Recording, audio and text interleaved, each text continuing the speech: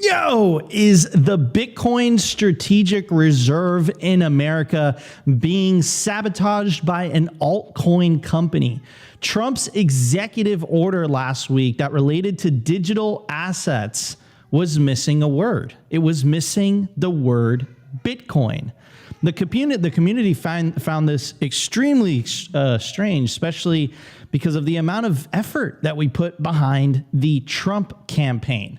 Today, we're going to be exposing which altcoin company was behind this attack and what we can do about it. We have 6 months to rectify it. But before we jump into all the details, I want to bring up my legendary co-host, who is always optimistic, Optimus Fields, our special guest for today, James from Stamp Seed. All right, everybody, no more delay. Let's jump straight into the news. So what altcoin company, and I say company on purpose, am I talking about? I am talking about Ripple.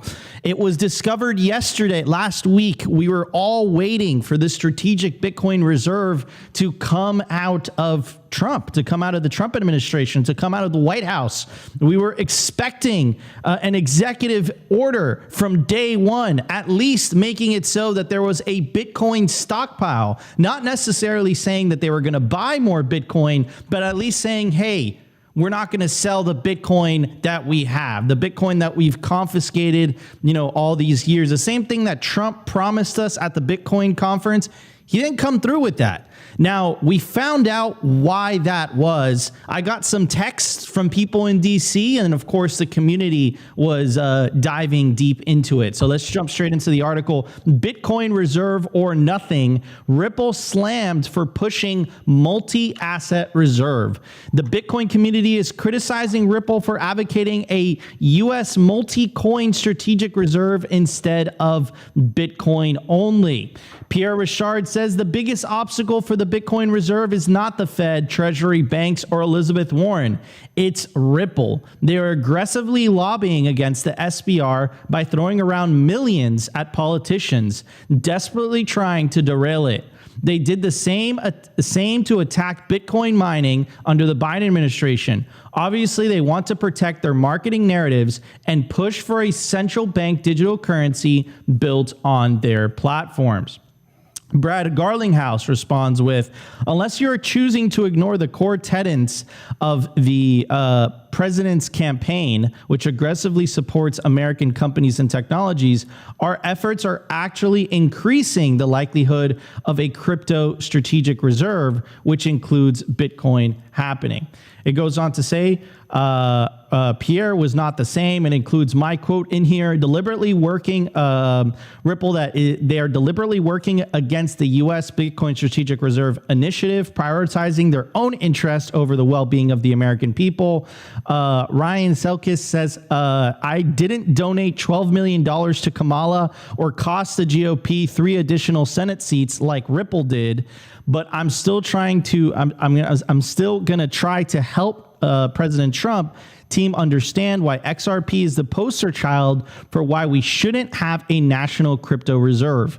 Bitcoin reserve or nothing. Now here's more information. Face the facts. Ripple/XRP has been the leading source of anti-Bitcoin misinformation for more than a decade. They have aggressively lobbied policymakers around the world to try to ban Bitcoin mining, weaponizing woke ESG narratives to promote their centralized token.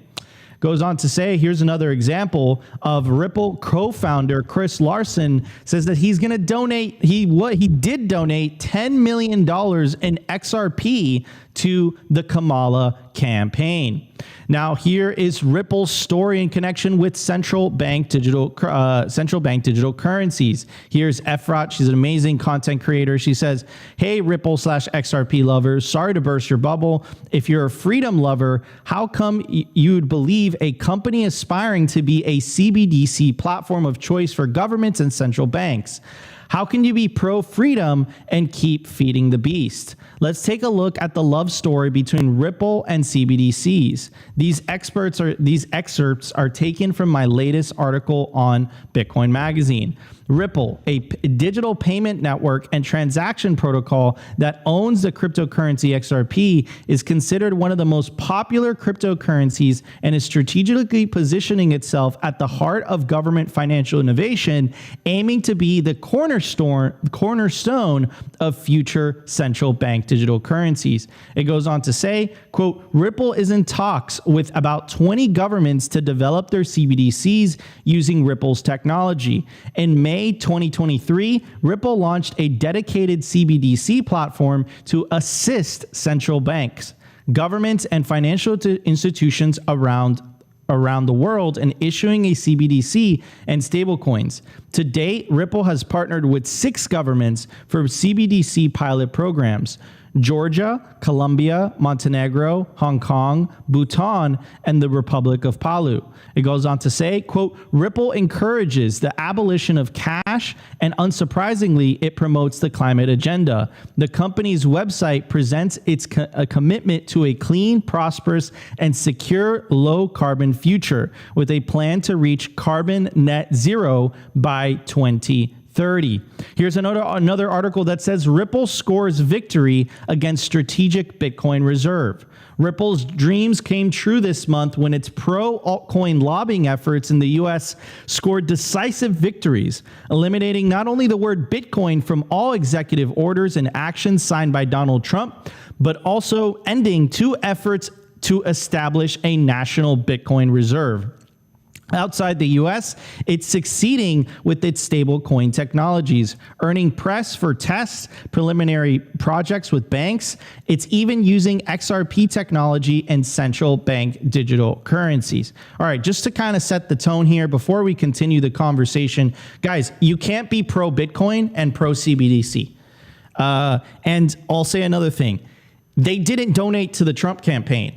They donated to the Kamala campaign, which makes perfect sense because there was a legislation being passed in the House last year regarding a bill that was supposed to ban central bank digital currencies, and across party lines, the Democrats, not all of them, voted against the bill that would ban CBDCs, and most of the Republicans, I think one didn't vote, voted for the bill that would ban central bank digital currencies. So I'm a little bit disappointed that these politicians that essentially were being worked against by the opposing party, being funded by Ripple, now that Ripple's like, oh my God, Trump's in power, they're like, you know, they're taking the convenient route and they're saying, you know what, actually we're pro-Trump. And they got in there and essentially they stopped this thing. And I was getting some texts. I can't reveal who it is, obviously, but I was getting some texts from pretty influential people in the Imperial City. And they were saying, yes, there's this huge effort that is being conducted by Ripple that launched the XRP token and has been dumping it on everybody. I believe they own like 80% of the supply, confirming that this is the case. So the reason that a strategic Bitcoin reserve executive order was not launched last week or was not announced last week, and it was a generic strategic digital asset reserve, was because Ripple got in there and basically lobbied politicians with their millions of dollars, which they just printed out of thin air, and they stopped this thing in their tracks. Now, Opti was telling me before the show that apparently we have 6 months to rectify this, and I think it's very important for Bitcoiners to really hold the line and say, listen, a Bitcoin reserve or no reserve. I think a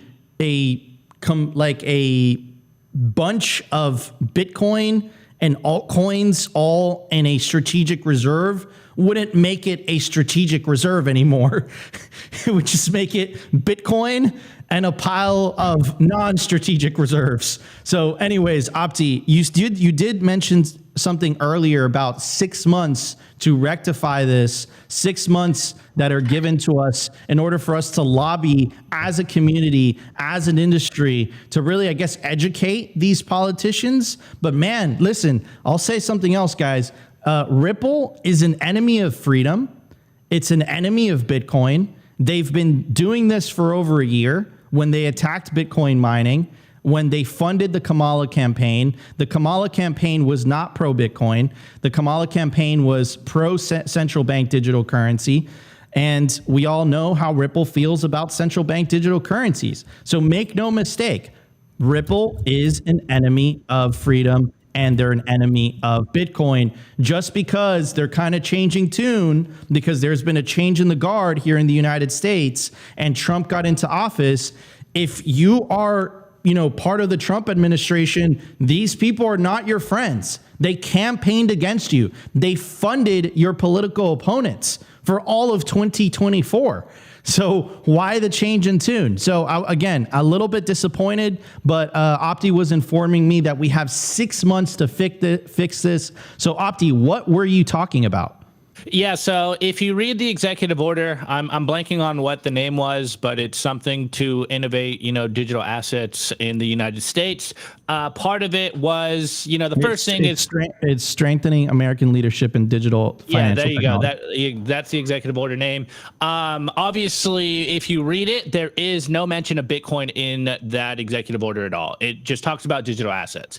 But also in it, it does ban CBDCs, at least coming from the Fed. But as a lot of people in Bitcoin have been talking about, maybe a quote unquote CBDC comes out of the private sector, and hence why Ripple is kind of positioning themselves to, potentially be that central bank digital currency, or it won't actually be a central bank digital currency because it's not coming from the Fed. But, in that same paper talking about digital assets, it did talk about banning CBDCs in America.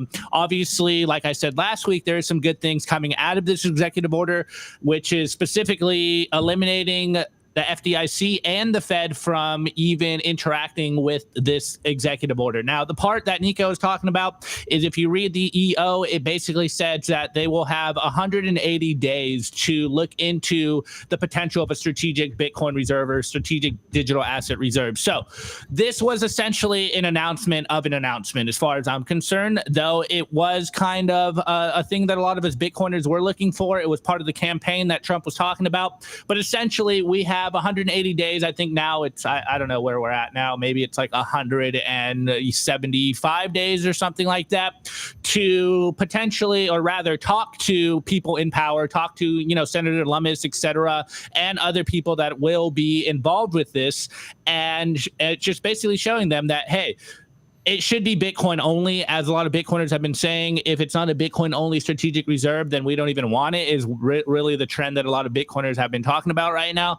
But yeah, it says in that executive order that we'll give 180 days to look into this. So from what I'm hearing, and basically my read from it, is we have about 6 months to continue to talk to the politicians. If you are in favor of a strategic Bitcoin reserve, maybe reach out to your local politicians, inform them of the fact that Ripple is a shitcoin. It is, anti-freedom. Maybe even talk about the fact that the first 32,000 entries into their ledger just so happened to disappear, and what is actually going on with Ripple. And obviously that it is a centrally controlled digital currency, because as you know, if you've been in Bitcoin long enough, you understand that if there's a figurehead, if there's a company behind your altcoin, then it's really not decentralized. And Ripple is like one of the top shitcoins. They've been doing this for 10 years. Like, it really blows my mind that anyone could be in the quote unquote Bitcoin space and be pushing for this kind of ridiculous CBDC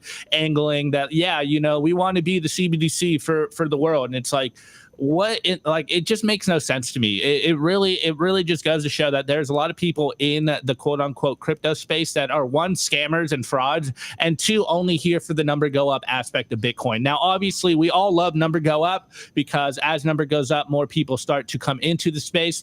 But the thing about Bitcoin is that it is truly distributed. It is decentralized and no one controls it. And there is no figurehead to cut off. So I think right now, for the next 6 months, instead of just getting really angry about this, I think it's very important for us to continue to be loud and show and explain why it should only be Bitcoin. I know, Kaiser's been out here trolling Trump a lot, calling him a shitcoin president, but I think right now is the time to not just get mad about it. And obviously, we just have Twitter accounts, probably, most of us on Bitcoin Twitter, we're just like Twitter people. So yeah, we can yell at them all we want, but I think it's very important to continue to educate these people, because maybe they don't know the difference. Like a lot of the politicians that are going in or kind of embracing Bitcoin, they probably don't know the difference between Bitcoin and everything else. And, do I blame them? No, they got other things on their plate. But right now, if this is the case right now, where we have 6 months to kind of educate them, let them look into a strategic Bitcoin reserve. Hold on. Wow, choking on my saliva over here. It's very important for us to stress that it should be Bitcoin. Obviously, even if it's just, they basically take all the Bitcoin that the government has already confiscated, or all the shit coins that the government's already confiscated, maybe they just swap it over, sell all of those shit coins, and then stack more Bitcoin with it. I mean, that might not be Bitcoin maxi style points, but that might be one of the best case scenarios right now. But yes, there was no mention of Bitcoin in this. Obviously, there's some good things in this executive order, but it's also an announcement of an announcement. It said essentially, give us 180 days. We're going to look into this, and we'll, do the research and see what we can do and actually what will go into the strategic reserve. So as of now, it's looking like a shitcoin reserve because of this lobbying.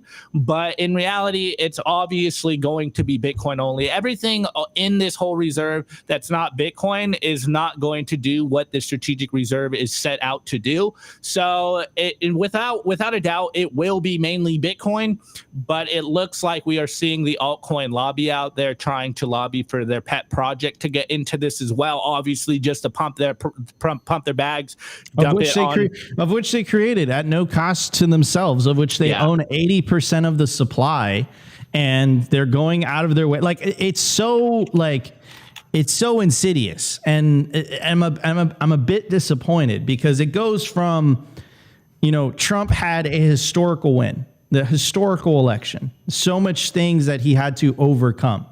And essentially, Ripple was funding the opposing political party that was running against him.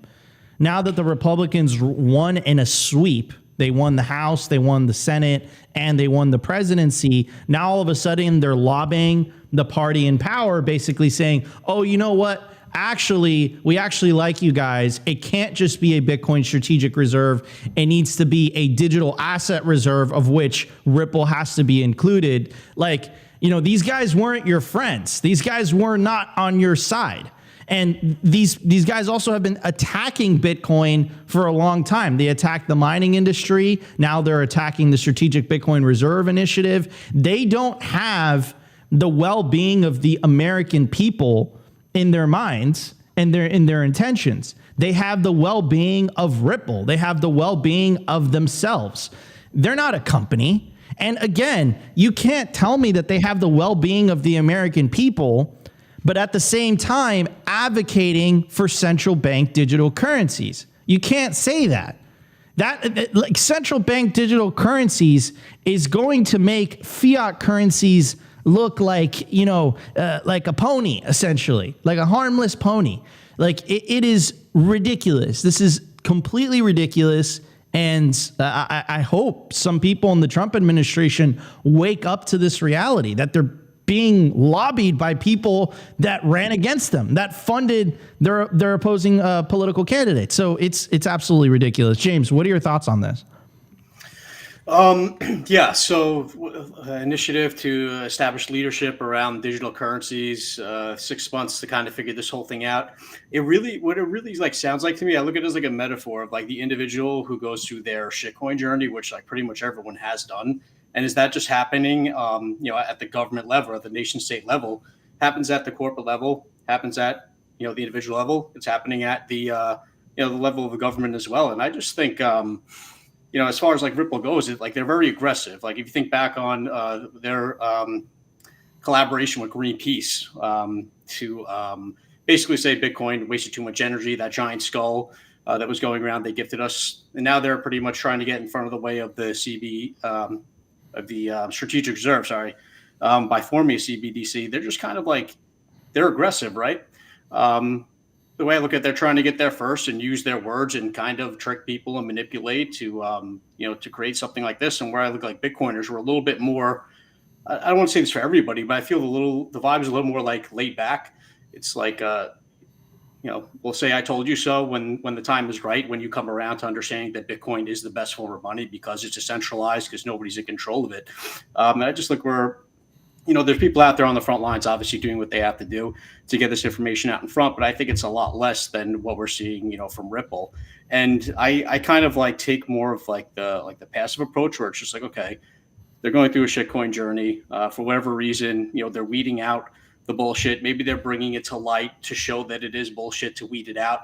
But at the end of the day, we know what Bitcoin is. We know that it, can't change. It belongs to us. You can go and buy it. There's not someone that holds 80%, of the supply.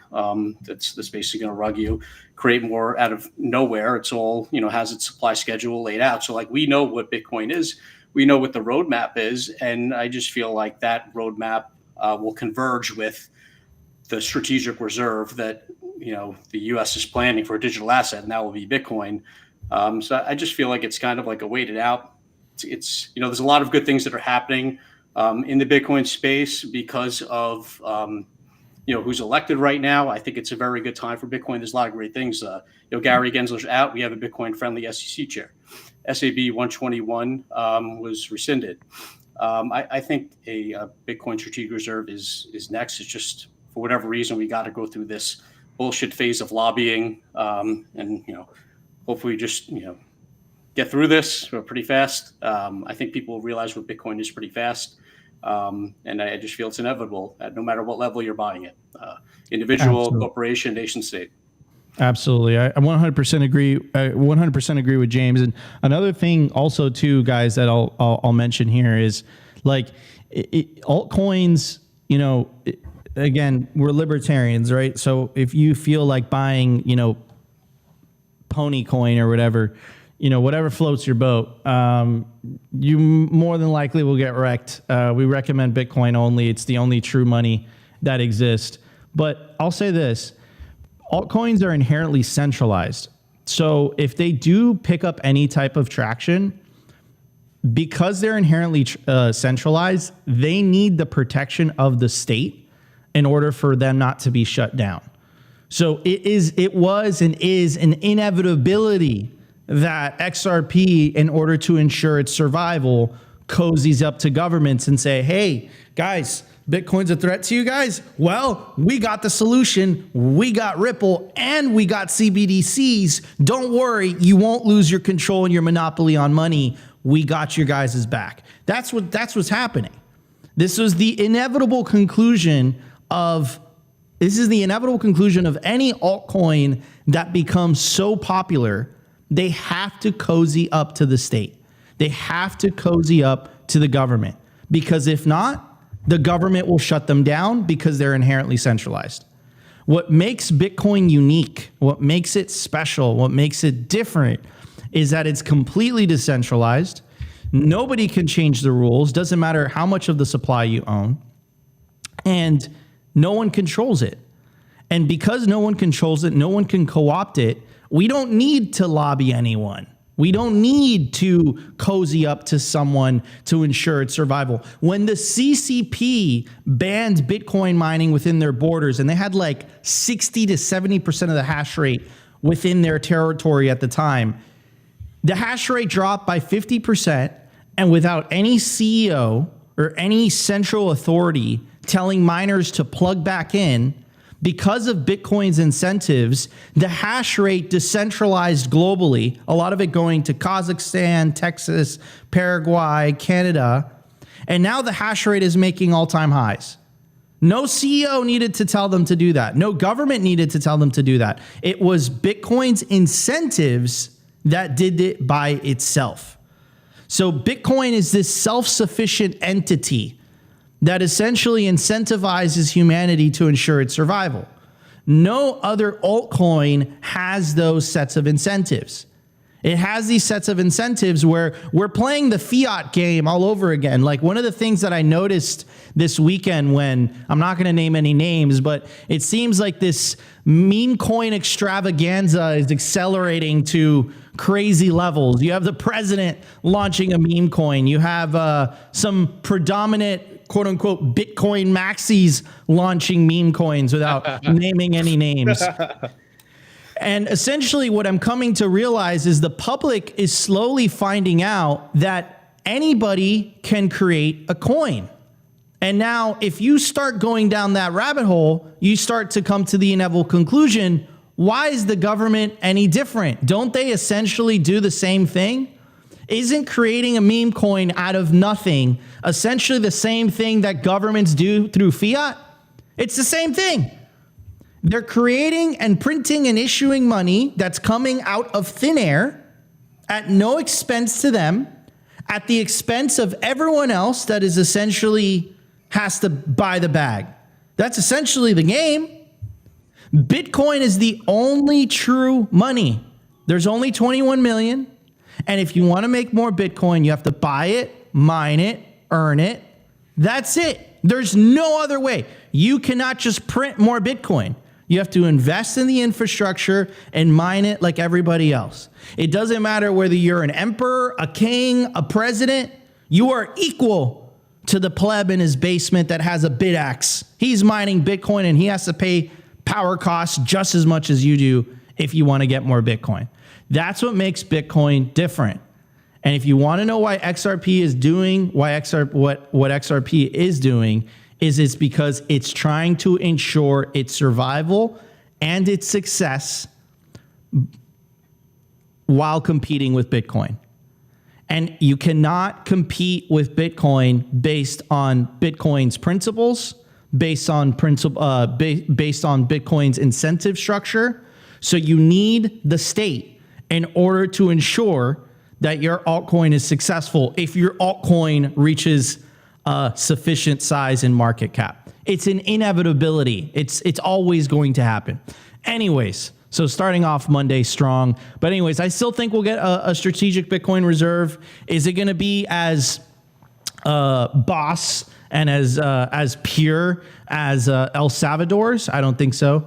I think Nayib Bukele and Max and Stacy have done a great job there with the Bukele with the Bitcoin office to ensure that El Salvador stays pure and whatnot.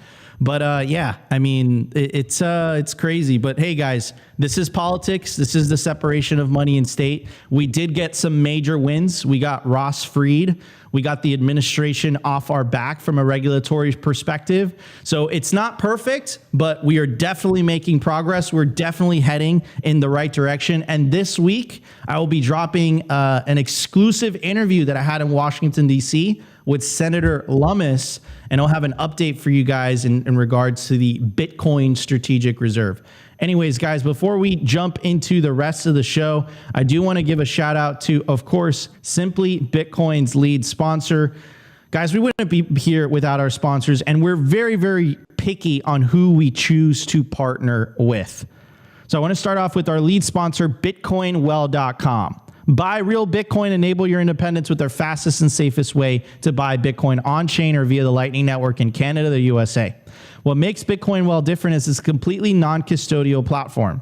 What does that mean? That means that as soon as you buy Bitcoin and the funds clear on Bitcoin Well, it goes straight to your self-custody Bitcoin wallet address. You can't even leave your funds on the exchange. If you're a higher net worth individual looking to buy $50,000 worth of Bitcoin or more, check out their Bitcoin Well Infinite product. It's a Bitcoin OTC desk with infinite opportunity. So if you're tired of dealing with terrible UI, you're tired of dealing with slow support emails, and you actually want to deal with a human being every time you want to buy or sell Bitcoin that you can text or call whenever you'd like, check out Bitcoin Well Infinite. Also, if you're in the United States, Americans can now get paid in Bitcoin sent directly to their personal Bitcoin wallet. Share your Bitcoin Well deposit details directly with your employer, set your Bitcoin/dollar split, and receive sats instead of fiat with every paycheck. So check this out now. The feature just launched. Guys, we're going to get to the numbers. We have lots to talk about. Let's check it out. Here we go.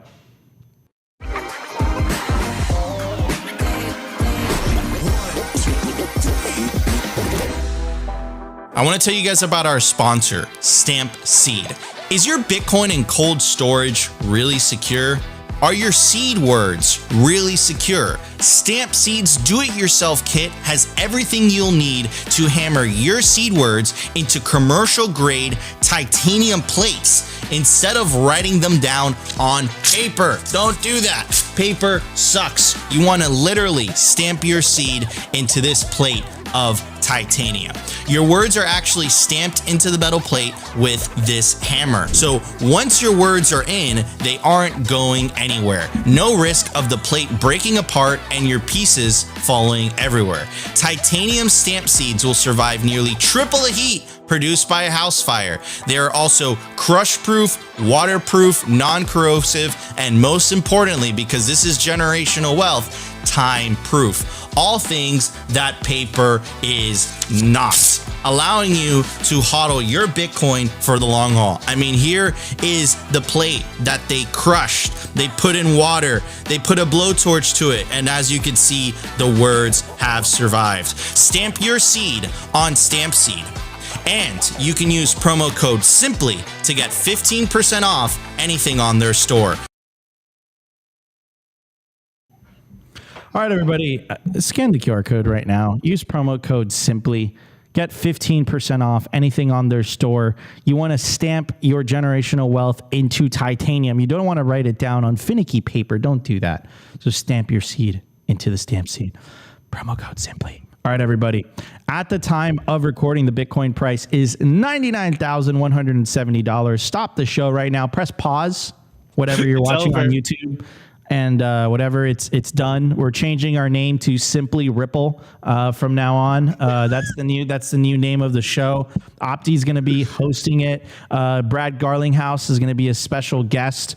No, I'm just kidding. We would never do that. But block height 881,085 sats per dollar, 1,008 market cap, 1.97 trillion. Bitcoin versus gold market cap 10.32%.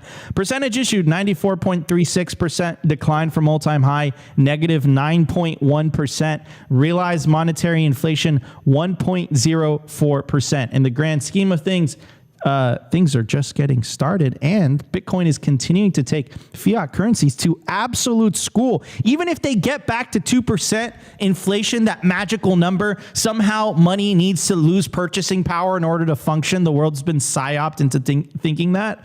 Bitcoin's inflation rate is still lower. So anyways, Bitcoin, as long as it continues to tick-tock next block, it continues to prove that money can exist without inflation. And as long as it continues to prove that, the world will wake up to that reality. And like I said in the beginning of the show, all roads lead to Bitcoin. This is why you see Ripple doing what they're doing. It's a defensive action. They're essentially fighting for their survival. They're using these tokens that they created out of nothing to hopefully lobby politicians, of which they were funding the opposing political party in the hopes of their token surviving, in the hopes of it being pumped so that they can dump more of it. All right, everybody. So what is the big news? Well, I mean, this guy, Secretary of Defense Pete Hegseth, barely passed the confirmation. It was a 50-50 split. And actually, Vice President J.D. Vance had to be the tie-breaking vote. And now this gentleman, Pete Hegseth, is the Secretary of Defense. Now, why am I bringing this up? You're like, Nico, this isn't a news show. What are we talking about? Well, this is about Bitcoin. Well, it is about Bitcoin. Here is Pete Hegseth. And interestingly, he might own some. Notice. By the way, you're a Bitcoin guy. Bitcoin's at $82,000 this morning. Are you selling? Look at Trump making Bitcoin great again also. All it took was signaling to that market that they weren't going to be overregulated, which Trump embraced them. And as a result, no, I actually did sell some pretty high, Stuart, but I'm holding a bunch as well. So well, ladies and gentlemen, that is the Secretary of Defense, and he just confirmed to you, he sold a little bit, you know, I give him a pass, he's just getting into it, but the Secretary of Defense of the United States has just confirmed to you that he holds Bitcoin. But it's not only the Secretary of Defense. Here is David Bailey at Michael Saylor's 100K party. I was actually the one next to him during this live stream. I asked him something about aligned incentives, and here's David Bailey confirming that the President of the United States owns an F ton of Bitcoin. You know, Trump told me before all of this went down that, you know, he owns a significant amount of Bitcoin. I'm not going to disclose the number that he told me, but, you know. So let's break it down. Let's break it down real quick. Pete Hegseth, Secretary of Defense, just confirmed he owns a bunch of Bitcoin. President of the United States confirmed that he owns a lot of Bitcoin. The RFK Jr., which is going to be part of Trump's cabinet, and his hearing, I believe, is this week. And holy cow, is he going to be confirmed? We shall see. That's going to be like literally trench warfare in the Senate. I'm very excited for those hearings. But he confirmed during the Nashville conference that he has, quote, to quote him, the majority of his wealth in Bitcoin.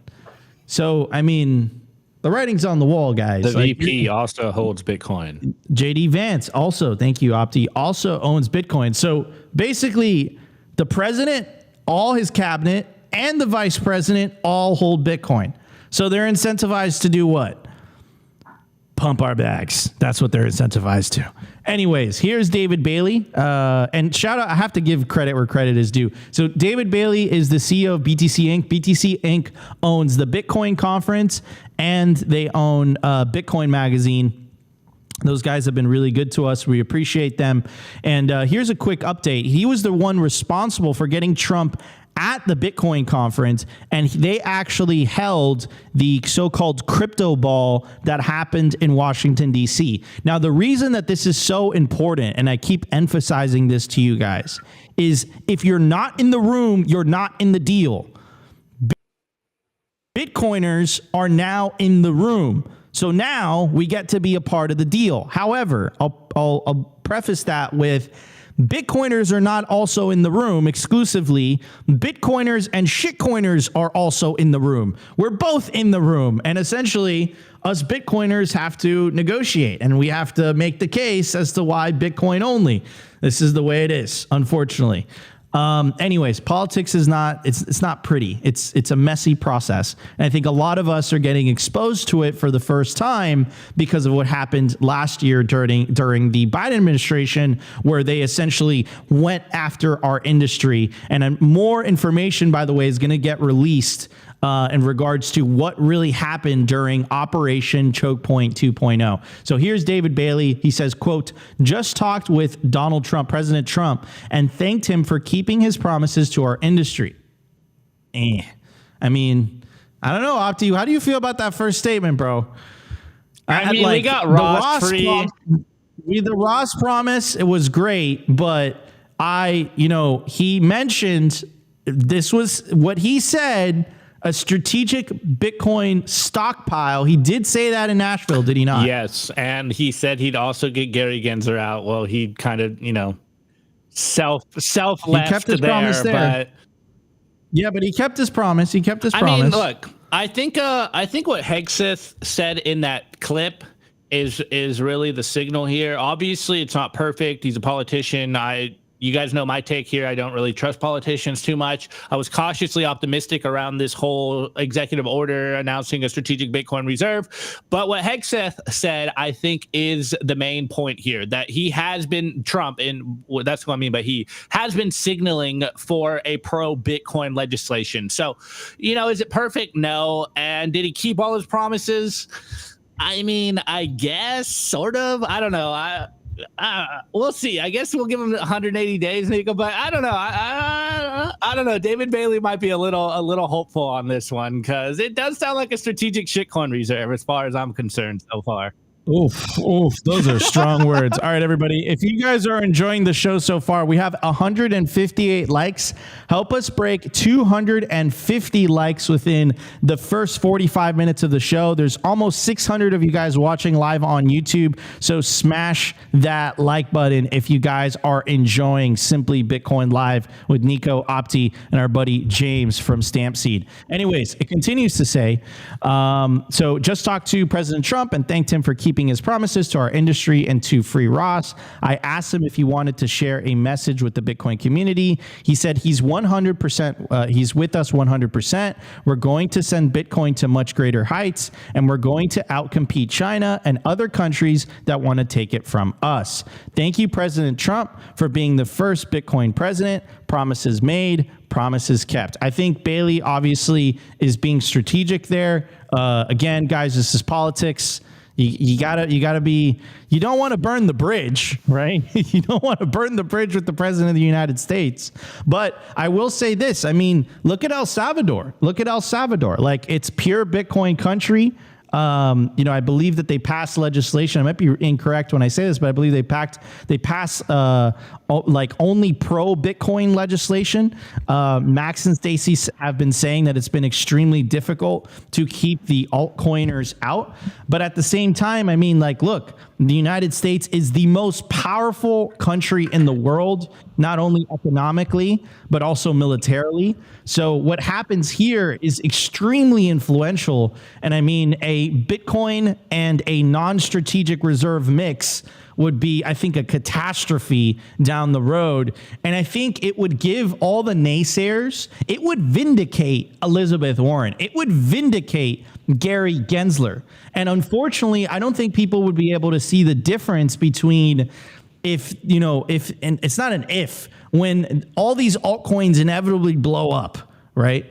Which is how Bitcoiners are minted, because they go through the altcoin casino. They crawl through the trenches. It's gonna look like Elizabeth Warren was right the entire time. Like Gary Gensler was right. He was right. Like when Trump launched his meme coin, Gary Gensler looked prophetic at that point, right? And again, it's unfortunate because people commingle the two industries. They think Bitcoin and crypto are the same. They're not maxis. They're not listening to Simply Bitcoin every day. I hope so, but they're not. They're probably, like in Normally Land, like the meme with the guy with the grill, and you're like, telling us like, yo, the Fed, inflation, it's stealing from all of us. And he's just like looking with the spatula in his hand at the grill, and he's like looking, and he's like, that's cool. Did you see the game last night? Like, that's 99% of people. Like, let's be real now, right? So we're making progress. We're waking people up, but we're not there yet. And when people get burnt on altcoins, like, again, Elizabeth Warren and Gary Gensler are going to seem like they were right the entire time, and it might affect the Bitcoin industry from a regulatory perspective, at least here in the US. Now, here's Emily Bailey. And she says, can confirm he called to say thank you to David and to the Bitcoin industry. Most of the call was about Ross and Lynn, justice and peace. It was just a friendly moment. But for the record, he did acknowledge that David is a lucky man. So I'm going to just open it up to Opti and to James to just, and I do want to preface it with saying politics is messy. This was a very, very tumultuous election, and I think Trump needed all the support he can get. And I think Silicon Valley, specifically David Sachs, played a huge role in fundraising. I believe the Winklevi twins also played a huge role in fundraising for the Trump campaign as well. And they're not Bitcoin maxis. Like, I think David Sachs is a Solana insider, from my understanding, right? So, like, obviously, Trump doesn't just owe us Bitcoiners. He owes a lot of altcoiners that got him elected as well. Us Bitcoiners are sitting there like saying like, dude, it's not about just pumping Bitcoin. It's like, if you put a lot of these altcoins into a strategic reserve, they don't have the characteristics of Bitcoin. It's not a 21 million cap supply. The rules can and will be changed. Like Ethereum, the rules were changed by Vitalik. XRP, like, I mean, that's a database essentially, and the rules get changed or have been changed. Solana the network has been down multiple times. Like, if it was truly a decentralized network, it wouldn't go, that doesn't make sense. So again, I like, it's a tough position. This is politics. It's not black and white. We got huge wins, but we also have a lot of work to do from an educational perspective. And to be frank, from a lobbying perspective, if XRP is throwing millions of dollars at politicians, the Bitcoin industry should be throwing millions of dollars to politicians if that's what it takes, man. Because if not, like, this is just going to continue to happen in American politics. The dollar or money, it goes a long way. Anyways, James, what are your thoughts on all this? And then we'll get Optis. Yeah. So thoughts on it? Like, it's a big country. There's a lot of people in it, and there were a lot of people that donated, as you mentioned, that promised. And I guess it's just a matter of kind of like all that stuff playing out. We have to kind of wait and see what happens. And it's just I don't know. I just look at it as a matter of time, like I was saying before. Before Bitcoin breaks through. There's a lot of people involved that were promised, that donated. And I guess you can't just, like, Trump just can't turn his back on these people, right? You can't just like walk away. They gave him something. They were promised something. He's getting something from them. There's so much that we aren't even seeing, that we can't even like begin to comprehend the whys on why all these other altcoins are being looked at. But the one thing that I do know is that Bitcoin is an improvement on gold. It is digital gold. No other coin is like that. That is pretty much as impenetrable as Bitcoin is. It's completely decentralized, and the supply is fixed. So when you're looking at having a very unique strategic reserve asset, I can't see Bitcoin being mixed in with all these other coins. It just doesn't make sense to me. Bitcoin is a unique animal. It's its own animal. There's no other commodity on the face of the earth like it. And I think it deserves its own reserve. I think we'll have that in time. I feel like it's just, we have to kind of weed through the politics of it all. And when it comes down to it, I kind of take the Dave Bailey approach, right? We have to look at what the good things are. Like, we're all Bitcoin maxis, right? There's not that many of us, though. We can't expect the entire cabinet to become full-fledged Bitcoin maximalists. We can't expect Trump to do that too. Like, it's a big world, and they have to appeal to the masses, especially those donors that they have had. So I just feel that, I have my conviction for Bitcoin. I think it needs to be its own reserve. That's great. I think it will be in time if you just play out the game theory of it all. And I think what it comes down to is we just have to kind of weed through the political game, but most importantly, look at the positives, right? That I was mentioning before, that you mentioned too. Ross is free, Gensler's out, pro Bitcoin SEC chair is in. Trump is speaking directly with people in the Bitcoin space. We're part of the conversation now. And there's other people that are part of the conversation, right? But it's not pure. And as Bitcoiners, we have the purest form of money. And we tend to want everything else to be pure, truthful, and honest too along the way. But we can't expect the world to just flip and change overnight. And, Trump became president. He's not just going to start wearing flip-flops and walking around without even shoes on, becoming a full-fledged Bitcoin maximalist. Like, it's not going to happen. And we have to understand that, like, it's a very dirty world, and Bitcoin is part of it now. And hopefully it sheds to light a lot of that dirt and corruption that is there. But we can't expect everything else just to go away overnight because of it. Absolutely. I think that's a good point. And James buried the lead there. Until the U.S. president is wearing Crocs walking around the White House, we have not won yet. Opti, what's your take on all this? I mean, it's an interesting dilemma. And I have to emphasize again that I think that the Bitcoin community did not like, that's a good point about SAB 121, did not like politics. And I think we were kind of forced into the arena because of the Biden administration. And then all of a sudden we're like, you know what? Like, this is for our survival. Trump 2024, like it got to that point. I was getting upset at Opti at some points last year when Trump was like, Opti was like Trump derangement syndrome. I'm like, Opti, you can't say that. No, we're neutral. We got to be inclusive. And then all of a sudden they arrested the Samurai developers. And I said, you know what? Hell no. Trump 2024, RFK 2024. So we were kind of like forced into this arena. And I've been watching politics for a long time. I just don't like to talk a lot about it on Simply. It's a very messy process. It's full of compromises. It's not black or white, right? It's like, it's very messy. You get wins, you get losses, but it's not perfect. Unless you have like a super majority, the way that Nayib Bukele has in El Salvador.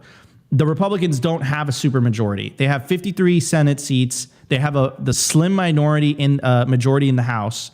You need 60 votes in the Senate in order to get over the filibuster. So they need to essentially compromise with the opposing side of the aisle. There are members on the opposing side of the aisle that are pro-Bitcoin, but as a whole, it doesn't seem like the Democratic Party is so pro-Bitcoin. It seems like they're more pro-CBDC. And again, from my observations, that might not be the case now that the election happened the way it happened. But another thing that I'll say is we have to take a look at the wins, right? Win number one is the repeal of SAB 121, which was huge because it will allow banks to custody Bitcoin. Michael Saylor said that 3 things needed to happen in order for Bitcoin to hit $5 million per coin.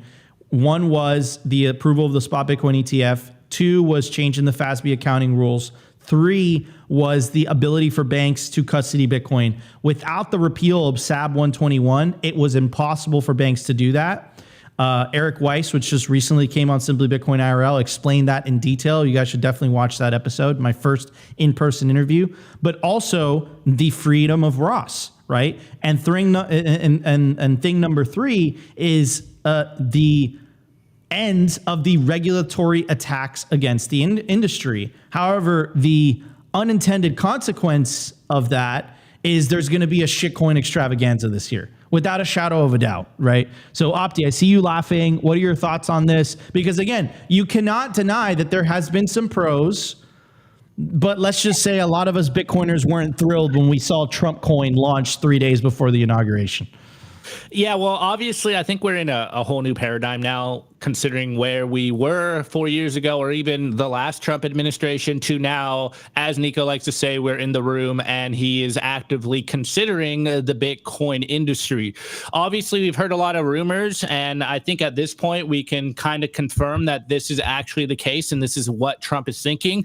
But Trump and his administration is kind of looking at the Bitcoin price as a second Wall Street. And so obviously he wants the price to go up during his presidential administration the next 4 years, because in his mind, Bitcoin winning, Bitcoin price going up just goes to show that, Trump is, who he thinks he is. And also they need to have the Wall Street price and NASDAQ continue to go up, because as long as businesses are making money, that looks like the economy is doing good and they're turning the ship around. So I am a little skeptical, but I think like a lot of people in the chat are saying right now, it's Trump's been in office for 7 days, like a week, and Bitcoiners just, it does feel at times like Bitcoiners like to be the underdogs and they have this perpetual losing mentality on stuff. And now that we're in the room, we get very impatient. And it's funny, I think when we were talking about this on Friday, everyone was saying, Bitcoiners talk about low time preference all the time, but when things don't go our way, we're very high time preference. And I think this is kind of where we are right now. It's like,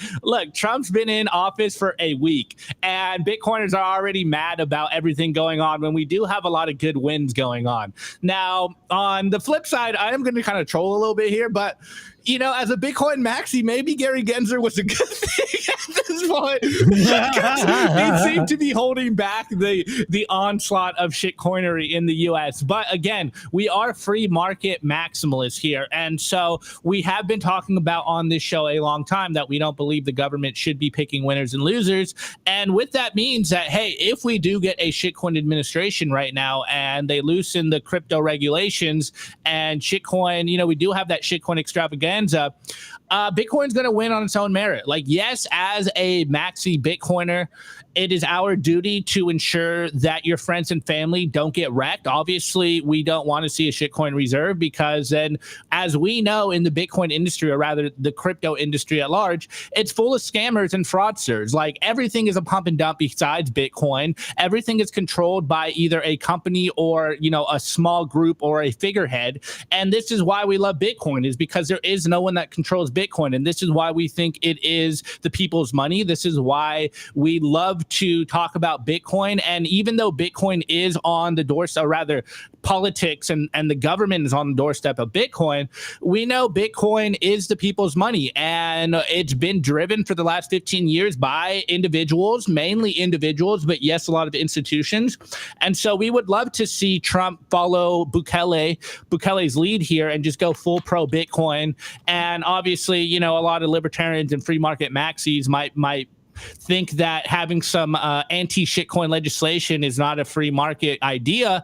But obviously, as a Bitcoiner, you'd be like, hey, I'm really not mad about that. But with what we're seeing right now, it looks like there will be an extravaganza with everything outside of Bitcoin. But with that just means that Bitcoin is going to just continue to dominate because of its fundamentals. Like, everything rides on the coattails of Bitcoin. And hey, if they do unleash the wave of ridiculousness in the US, then Bitcoin will just continue to lead. So in my opinion, I'm going to take the good with the bad here. And I just want to see the US government get out of the way of Bitcoin. I think what Hegseth said earlier in regards to Trump signaling towards a more pro-Bitcoin administration is going to be a good thing for Bitcoin. Yes, there's going to be a lot of fraud and a lot of scammers in the shitcoin space. But hey, that just means that Bitcoin gets to prove itself on the free market. And I think a lot of Bitcoiners would love to see that. Yes, a lot of people are going to get hurt because, hey, people are going to fall for the narratives. And, you know, I remember when I got into Bitcoin in 2017, I fell for the narratives of Bitcoin's MySpace, you know, Bitcoin's slow, and this is why you need X, Y, and Z coin. And the fastest way and the best way to become a Bitcoiner, a maxi Bitcoiner, is by putting your hand on the stove of shitcoinery. So like James was saying earlier, you know, not everyone is Bukele, but are we surprised that nation states are going to go through their own shitcoin phase? Like, not really. We kind of knew that this was going to happen. Obviously, we were hoping for the better. It was inevitable. But yeah, as long as they get out of the way, and, you know, the rumors of eliminating cap gains on Bitcoin, like, if that stuff goes through, you know, SAB 121 eliminating cap gains on Bitcoin, hey, have fun with your shitcoins. You know, as Trump said at Nashville, like, you can go and play with your shitcoins. I'm going to have fun with my Bitcoins, and we're going to win. So, hey, everything is good for Bitcoin. I love that. I love that. All right, everybody, we'll be right back. We're going to hit the news. We have lots to talk about. So while Trump and the United States is moving towards the pro-Bitcoin and crypto industry, they want more freedom for the people. It looks like Europe is literally heading in the exact opposite direction. Their response to Trump's executive order being pro-digital assets is literally saying, hey, guys, we actually need to be more pro-central bank digital currency. I mean, who supports this other than the bureaucrats? Like, I feel bad for what's going on over in Europe. So we have an update for you guys. We'll be right back. We're going to hit the news.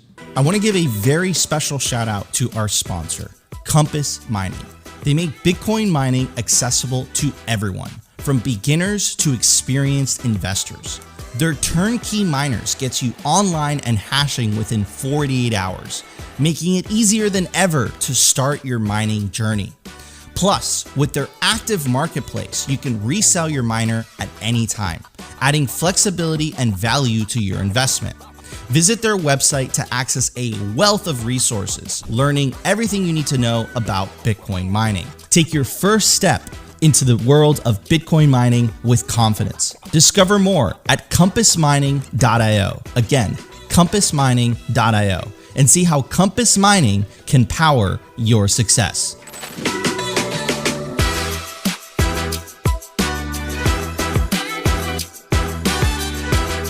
I want to give a shout out to our sponsor, Foundation. It's self-custody done right. They built a premium grade hardware wallet called Passport right here in the US, and it integrates seamlessly with their free app called Envoy.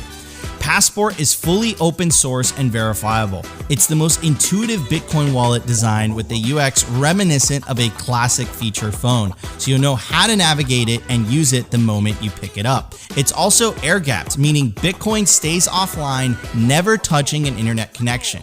It's Bitcoin only, open source verifiable, air-gap security model, gorgeous design craft, premium grade materials. Get your Bitcoin off exchanges and into your own hands in just a few minutes with Passport at foundation.xyz/simply. Get peace of mind. All right, everybody, here's Opti, and you won't get Opti if you use the promo code Simply, but you will get a discount to the Passport by Foundation devices, guys. It's incredibly easy to use. It doesn't sacrifice security for convenience. This is a perfect gift to give to somebody that perhaps is a little bit intimidated by self-custody. Get them a Passport by Foundation devices. Scan the QR code or check the link in the video description, promo code Simply. All right, everybody, so this is the Trump executive order relating to the Bitcoin and crypto industry.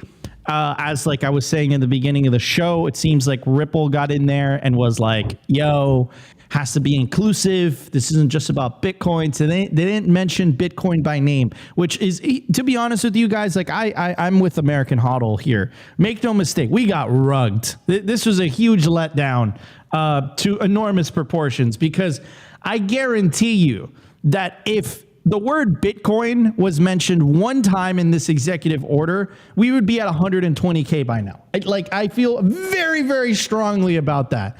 So we got rugged, and we got rugged by the Ripple guys. That's my humble opinion. But that's what we already spoke about all that. The part I want to focus on, a couple things also too that I think they did good, which was protect mining, the ability to run nodes, and also the ability for people to take self-custody. So some positives. Again, this is what I've been saying about politics. It's messy.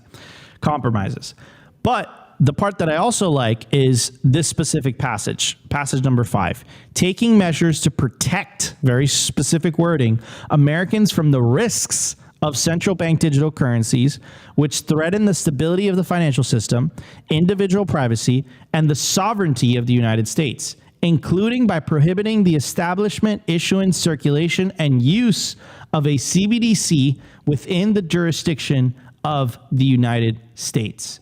Now, over in Europe, Opti's ex-girlfriend was like, WTF. That is effed up.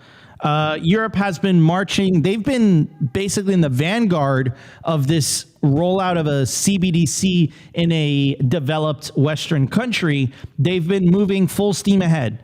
I don't think they really care about the feedback from the people. I think that they're just like, you know what?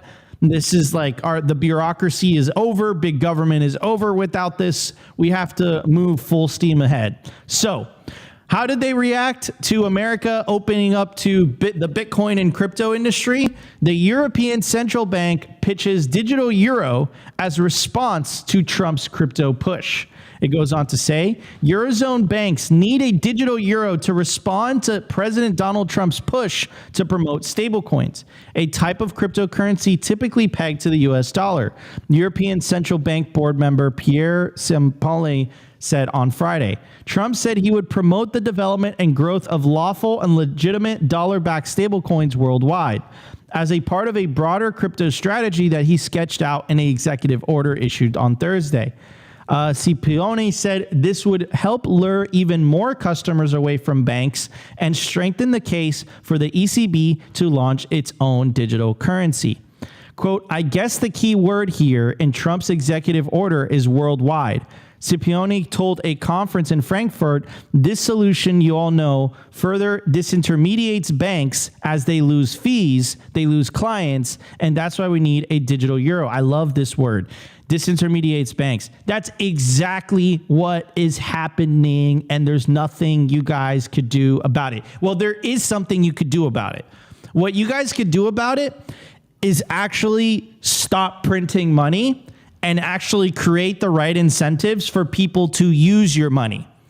What is like a culture shock, like the cognitive dissonance that central bankers and politicians are having, is basically like,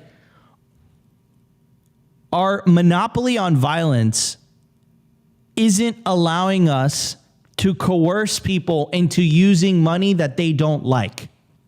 That's what's happening here. And, they'll say, listen, we got to react to Bitcoin and these stable coins by launching our own central bank digital currency. The thing is, a central bank digital currency will never, ever be able to compete with Bitcoin, because Bitcoin, there's a cap supply, meaning your money won't get debased, and it's censorship resistant. You don't have to ask anybody for permission. A central bank digital currency, you'll always need to ask somebody else for permission, and it's by definition going to debase, right? It's essentially fiat on steroids. So it goes on to say, stablecoins work similarly to money markets in that they offer exposure to short-term interest rates in an official currency. A digital euro, by contrast, would essentially be an online wallet guaranteed by the ECB, but operated by companies such as banks. So it's guaranteed by the central bank. That is such a strong guarantee. I feel so confident when they say that. It would allow people, even those who don't have a bank account, to make payments. Holdings would likely be capped at a few thousand euros and not, I don't know what that is. Opti, can you help me out there? Remunerated? I don't know. I can't speak words. James, do you know what that word is? Remunerated. I don't know. I think it should be remunerated. Yeah, I think it's a typo. It's a typo. It's remunerated is remunerated. Anyway. Okay. All right. So again, it says it right here. Holdings would likely be capped at a few thousand euros. Like, they can't help them. Even when they're getting out-competed, they can't help themselves but be like, no. But the wallets, they're only allowed to hold a specific amount of money. You download a Bitcoin wallet, there is no limitations. There is no cap. You can hold as much as you want, and it won't get debased, and you can send it anywhere around the world.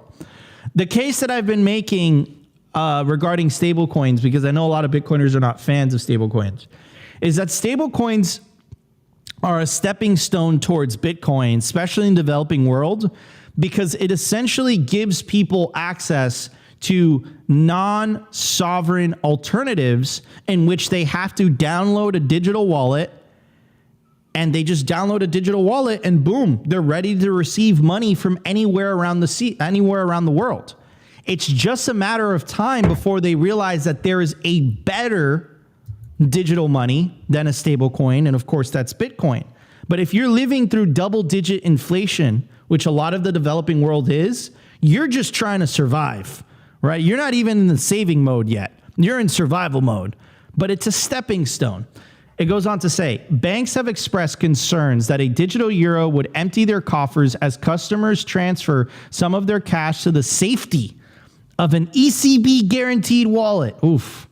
I mean, banks have the Eurozone Central Bank is currently experimenting with how a digital euro would work in practice, but it will only make a final decision on whether to launch it once European lawmakers approve legislation on the matter. Trump's executive order also prohibited the Federal Reserve from issuing its own central bank digital currency. So, look, I think the phenomenon that's happening here is we live through, as a society, as humanity, the disintermediation of information the last decade. And it was so messy, right? And essentially the process happened with, I think it really started during the Trump's first election and the pandemic. And essentially what started happening was people slowly but surely started to realize that the people on TV weren't exactly being honest. And what they sought alternatives. And then all of a sudden they tuned into Joe Rogan, or they tuned into Simply Bitcoin. And then they were like, wait a second. The dude that eats elk and talks about DMT while smoking weed with Elon is more accurate than MSNBC, the New York Times, and Wall Street Journal. And then when he calls them out on it, they like doctor footage, making him feel sicker than he is, saying that he took horse dewormer and all that stuff. Like they were being insincere. So instead of acknowledging the fact that, hey, you know, like people expect us to be honest, they just double down and they say, listen, that's misinformation. And then started the social media censorship campaigns, which we now found out that a lot of those orders came directly from the White House, specifically from the Biden administration, where they were tapping on social media companies and basically saying, you have to censor certain speech. Mark Zuckerberg just admitted to this on the Joe Rogan podcast. And essentially we went full circle and got out of that when Trump got elected and when Elon bought X. When Elon bought X, the censorship subsided, not completely ended, but let's say it subsided to a much lesser degree. And then all of a sudden, individuals were allowed to discuss openly. And what started to happen? The legacy media numbers started to plummet, and in its place, social media usage started to take its place. And now X is the most popular news app in the world. And it's not legacy media who's deciding and making up the narratives.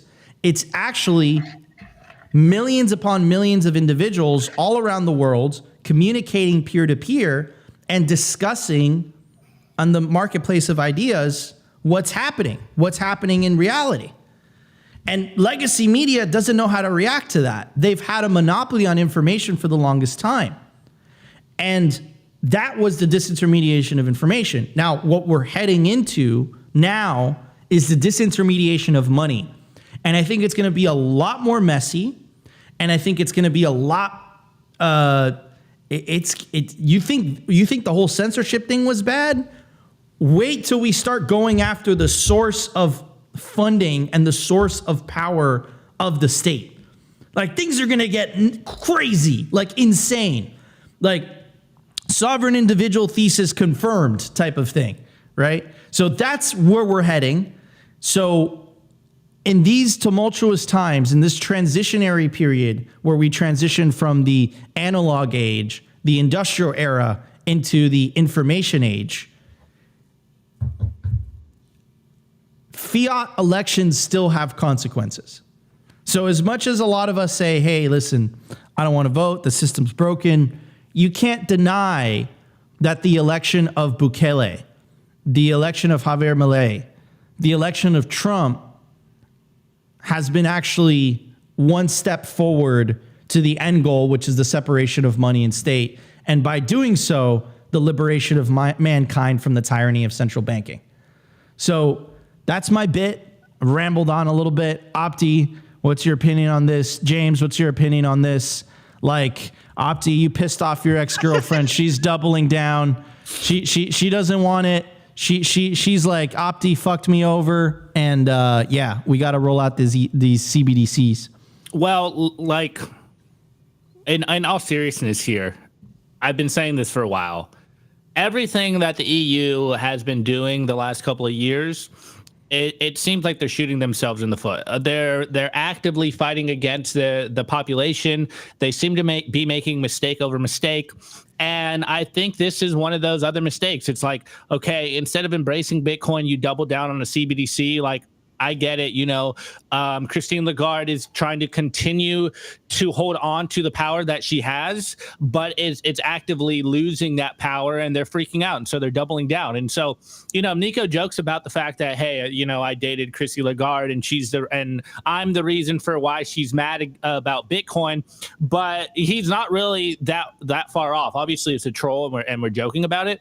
But I think what's really going on, and shouts out to Tom Luongo because he's been on this for a long time, what's really going on is that the Fed is basically putting the ECB in a corner and being like, hey, you know, we don't want your offshore, you know, euro dollar system going on. We're basically going to bankrupt you.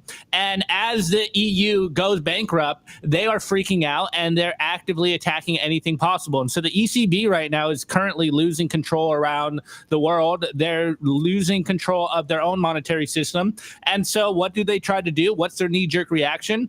Is they try to implement a currency that they can fully control. And so is this surprising? Like, not at all. Obviously, I've been saying for a while, like the European Union and a lot of countries in the EU are just they're shooting themselves in the foot, and it's really sad to see. Yeah, metaphorical.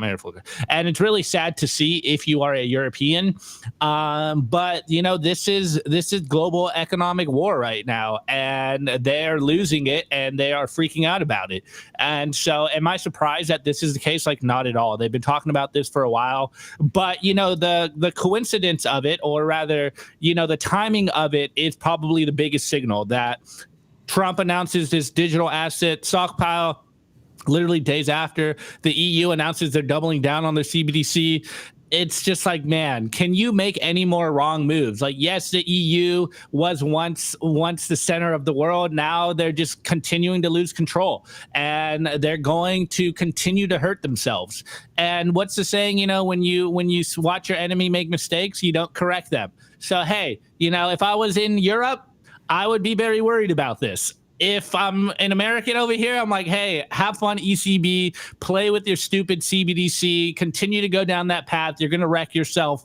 It is what it is. As we've been saying for a long time, once we get a first world nation, one of the G7s or G20s or, America, China, Russia, once those countries fully embrace Bitcoin and do something a la what goes on in Dubai around Bitcoin, it's game over. And so, hey, if you want to continue to double down on lunacy, have fun, do what you want to do. I am not very concerned about it because I'm not a citizen in Europe, but it's obviously horrible if you are just an average person in the EU. It really is a slap in the face. It's like these people in control don't care about the population. All they care about is control and power. And every move, if you look at those moves in that lens, you understand why they do what they do. So, hey, Chrissy, have fun. Have fun playing with your CBDCs over there. No one's going to use it. People are going to be forced to go into Bitcoin. All roads lead to Bitcoin, even when the CBDC is forced upon you. So it's very Orwellian. It's absolutely dystopian. It's disgusting. But Europe's been a dumpster fire for a long time at this point. So am I surprised? Not at all. I could have foretold this was going to happen. Absolutely. James, your thoughts before we go on to the culture to talk about stamp seed? Yeah, I mean, EU formed to basically make it more efficient to control and regulate all those countries over in Europe. So CBDC, echo a lot of the things you guys said. It's just par for the course for a union that's set up that way. Obviously, their goal is make it efficient, easy to control. So CBDC, obviously, par for the course. And, I agree with the fact that, U.S. acted, so other nations are going to follow.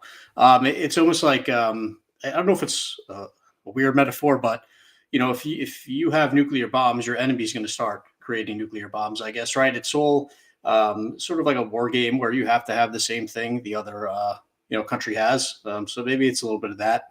And then I will say, like, weird things happen in Europe, right? How much Bitcoin did Germany sell? How bad are they down on that trade? I think they sold to like 60,000 or something like that. So that didn't work out too good. But yeah, glad I don't live over there. For anyone that does, buy Bitcoin, put it in self-custody, stamp your seed into metal, figure out a way to participate in commerce around the world without a CBDC. Amen. Amen to that. All right, everybody, we'll be right back. We're going to hit the culture, talk about stamp seed. You have to properly secure your generational wealth, and the stamp seed kit enables you to do that. We'll be right back.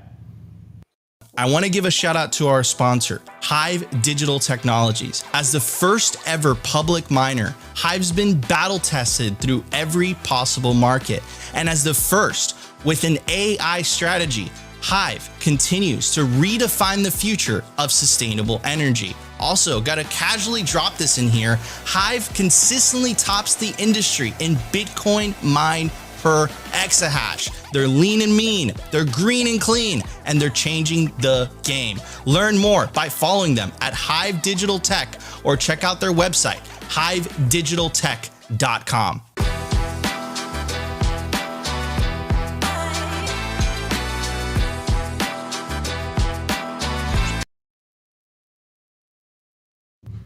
All right, everybody, we are back. I want to give a shout out to our sponsor, BitBlockBoom. Network with fellow Bitcoiners is coming up April 3rd through the 6th, 2025, the longest running Bitcoin conference, celebrating their 8th year. Ticket prices increase in 7 days, 20 hours, and 44 seconds. You want to get your tickets before the prices increase. It's one of the best Bitcoin conferences of the year. It's the first Bitcoin conference where me and Opti actually met each other in person. Simply Bitcoin is going to be doing the live stream. All the Simply Bitcoin crew is going to be there. You definitely don't want to miss it. So get your tickets quickly before the prices increase. Use promo code BBB21 to get $100 off of your tickets. Anyways, we have our buddy James from Stamp Seed in the house today, and he's going to be making a special announcement, special edition plate.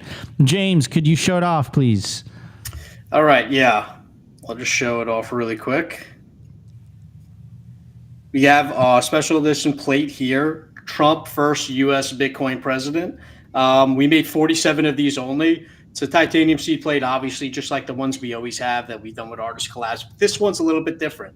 It has color in it. The first time we were ever able to put color onto one of these plates, and it's highly limited. We've only made 47 of these. Each is numbered, and they are moving fast. So cool way to kind of have a piece of history, hang it up on your wall, keep it as part of your collection. Because I do believe Trump is the first U.S. Bitcoin president. I think he's going to do a lot of good things for it. So if you agree with that too, and you want a piece of that history, I highly recommend you get this plate. Actually, the one I have here is like a prototype demo. So the orange isn't as bright and it's a little off-centered. So I don't even have one yet. I have to try to get one of those before it's a little bit too late. I had to give everyone else a chance beforehand. So yeah, that plate's there. Of course, we have all our other plates that have designs on them. We recently bundled all of our Series 1 designs, which was anything released from 23 to 24 as a Series 1 bundle, and that's also on the site now too. You get 7 plates with that because we had a few people that wanted to have an easy way to get that whole bundle. And the only thing that's not in Series 1 or any following series will be a numbered plate. So anything that's numbered, if you see on our website, those things get retired. They never get made again. That's it. But for any of the plates that are always around, they're pretty much always available. But you can see right above the left shoulder, 1 of 47.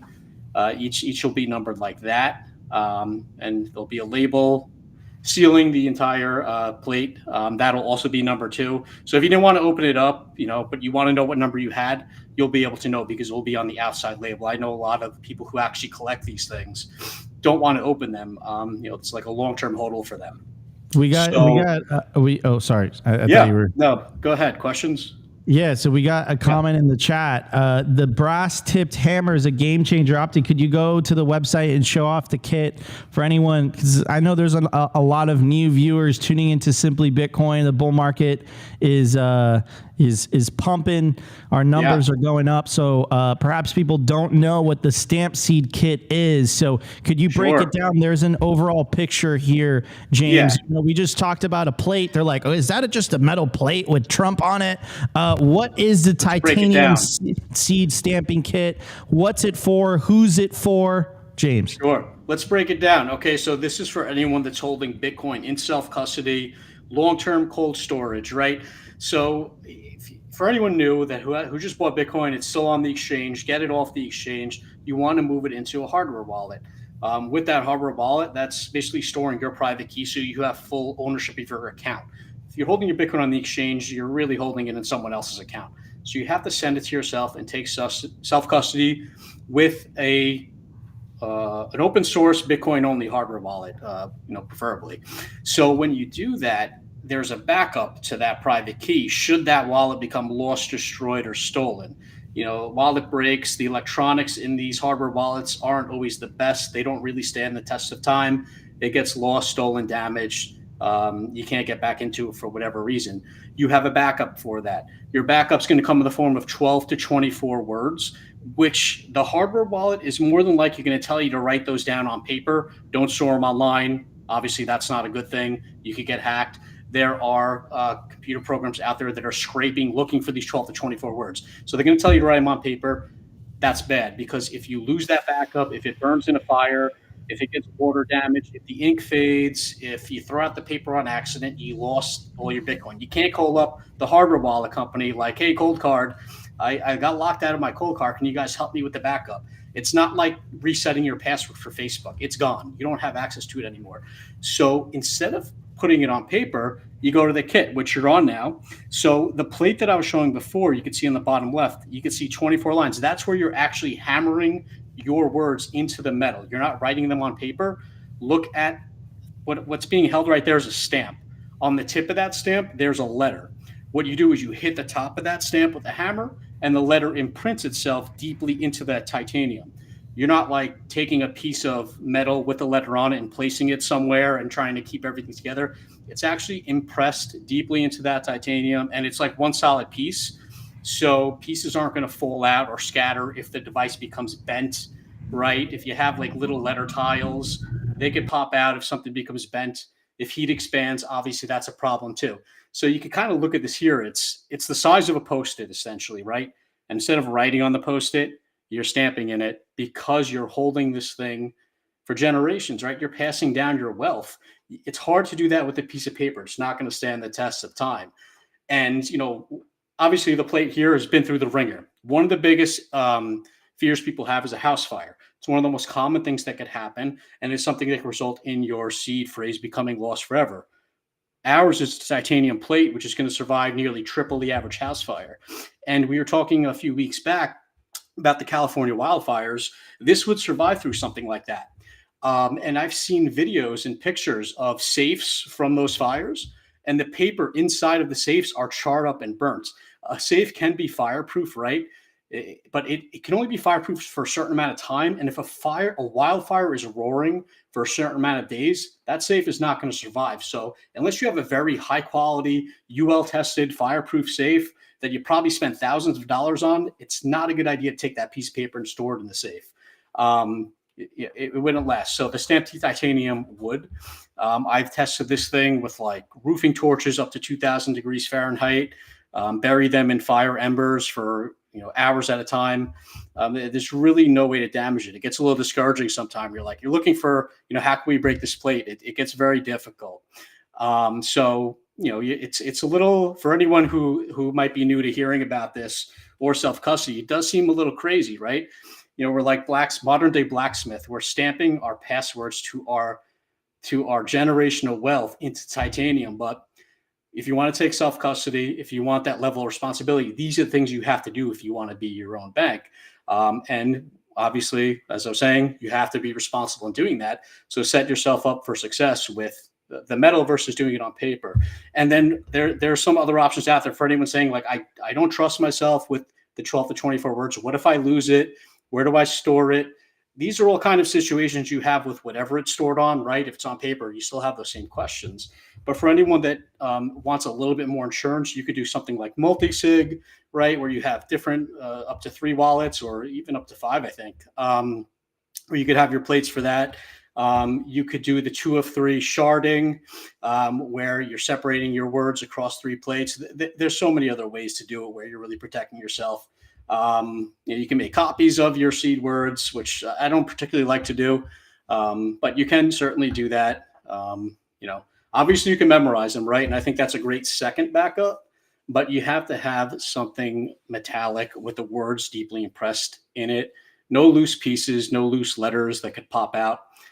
You could literally take the titanium plate that's stamped and bury it in the ground for decades. Unless there's some serious shifting underground in the area you live. I don't know if I'd recommend doing that, or if there's a lot of like flooding or landslides, you wouldn't want to do something like that. But if you know your land, you should be safe. Buried underground, no one's going to find it. There's ways to protect that thing where no one would see it. So, and if anyone has any other questions, feel free to reach out to us. But yeah, it comes down to it. It's a very simple and low-tech solution to what could be very, highly technical problem. What do I do with my seed words? What do I do with this? What if the paper burns? So if that's the case, you just stamp it in metal with the hammer. And I saw someone talking about it before. I just want to touch upon one thing with the hammer quick, because we get a lot of people asking about the brass tip. A lot of people think this is where you hit it, right? But it's actually the brass side is where you're going to hit it. And you can see all the denting there. I did a lot of stamping. My seed's already in metal. When you hit the stamp with the brass hammer, it actually dents the brass. So instead of the hammer kind of going ding and bouncing off the top, resulting in a more shallow impression, it's actually helping drive that down with a dead blow and giving you a deeper result. Plus, it's heavy, short handle, nice angle. $5 wrench attack, Nemesis. Anyone comes after you with that, you can just pop them on the head with this thing. They're not coming back. This thing is, 2-pound weighted head. Makes it very easy to stamp. It's like we tell people they could use a regular hammer. You certainly can. You could get the same results. It might be a little bit more force you would have to put in that hammer, but you're going to get a deeper result. It's going to be a lot easier with something like a 2-pound brass, especially if you're doing like more than one plate and something like that. Absolutely. And then one of the things that I want to mention as well is you only have to get that kit one time. You only have to get the hammer, the letter stamping tools, and the anvil one time, and you can just keep buying new plates if you need new plates, right? So you only need to buy the hammer, the letter stamping tools, the anvil one time. You have it for life. It's a very durable material. And then you can just keep getting new plates, right? I like collecting them. So we have a Simply Bitcoin edition. Now there's a Donald J. Pump edition. Opti's holding the Simply Bitcoin edition. There's special edition. I believe you guys are going to be doing custom ones too. So this is the perfect thing that you guys could buy to achieve your financial sovereignty. You shouldn't be writing down your seed words on paper. That's okay if you're doing it when you have maybe $1,000 or couple $1,000 on your hardware wallet. But once you start having your net worth on your hardware wallet, you want to make sure that seed words really stands the test of time. And, it's not prone to the elements like water. I have friends who lost their houses during the California house fire, like Bitcoiners, like well-known Bitcoiners, their house literally burnt to the ground. If they didn't have, again, it's terrible to say this, but it's the truth. I'm being honest. If they didn't have the stamp seed, if they didn't have their words on, because not all metals are not created equal, right? So you have, so I'm not going to name any companies, love Bitcoiners, love Bitcoin companies, but let's just say that, certain steel, or metals that are not steel are weaker than titanium. Like they use titanium on the space shuttle, bro, and they did it on purpose, right? Yeah. So you want to get something that is really going to stand the test of time. Highly recommend the Stamp Seed. Go to stampseed.com today. Use promo code Simply. James, any final thoughts before we wrap it up? Sure. One other important thing I want to touch on, like, yes, you want it in metal, you want something that's fireproof, right? But the one solid piece aspect, I think, is something that a lot of people don't really see until the second time around when they're coming to us to buy something. We have a lot, and I won't name any company names. We have a lot of people who are using, I guess, multi-piece solutions, right? Where instead of doing the proof of work of hammering each letter in, the letters are already stamped for you on like little tiles, right? So it looks cool. It looks convenient. There's less work. It's faster for me to do. I want to get this one. The problem is if heat is one of your biggest concerns, when something heats up, it expands, right? So if you have layered pieces of metal that are then holding tiny little letter tiles and they're like sandwiched in there, as soon as it heats up, the thing is going to start to separate and pieces are just going to fall out. So anything with more than one piece is a problem. You want one solid piece, small form factor, highly fire resistant metal, and that's the way to go.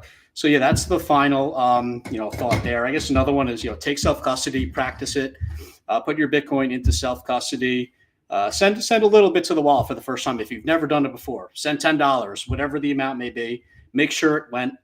Then take your wallet. Try the recovery process. You'll have your seed words written down or stamped in metal at that point. Delete your entire wallet. Put it back to its factory settings and then restore it with those seed words. Make sure the whole thing works and then send the rest of your Bitcoin there too. It's a nice thing to do in practice because one, you're making sure you're not sending it to the wrong address. Two, you're kind of getting your feet wet before you send that big amount. You're not as nervous. Three, if you ever did lose your wallet, you went through that process once already. So it's all familiar territory. So practice it and it won't become as scary. And, you won't procrastinate as much, right? Like I think self-custody, there's a lot of procrastination around it. I do it myself sometimes. So it's all about just staying on top of it and making sure you're comfortable with it, and, taking and doing it the right way, because you're responsible, right? Great power comes great responsibility, like Uncle Ben said. So just make sure that you're not the one, you're smart enough to buy Bitcoin. You're smart enough to put in self-custody. Don't be too smart to the point where you actually lost it all. Like, you want to be the reason you rug yourself. So keep your seed words safe on metal, and then you'll have them for generations to come. Absolutely. Beautifully said. Well, I do want to thank our special guest today, James from Stampseed. Head over to stampseed.com today. Use promo code SIMPLY, 15% off. Store your seed phrase properly. Don't write down your seed phrase on paper. We highly recommend against that. My name is Nico. I'm your host for today. My legendary co-host, Optimus Fields. We are Simply Bitcoin, and we'll be back tomorrow for a brand new episode. Until then, love you all. We'll be back tomorrow. Like the show, subscribe, and we'll see you later. Today's episode was brought to you by BitcoinWell.com, a Bitcoin-only platform on a mission to enable financial independence.